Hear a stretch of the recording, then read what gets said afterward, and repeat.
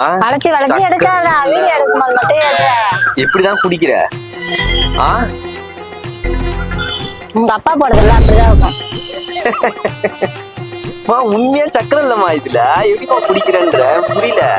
அதான்டா சக்கரை கம்மியா போட சொன்னேன். நீ அப்படியே சப்போர்ட்டுக்கு வந்துருவ தானே? உண்மையா நல்லா இருக்குதா சொல்லு பாப்போம். நல்லா இருக்கு, சூப்பரா இருக்கு. இங்க இந்த கேமரா பார்த்து சொல்லலாம் பாப்போம்.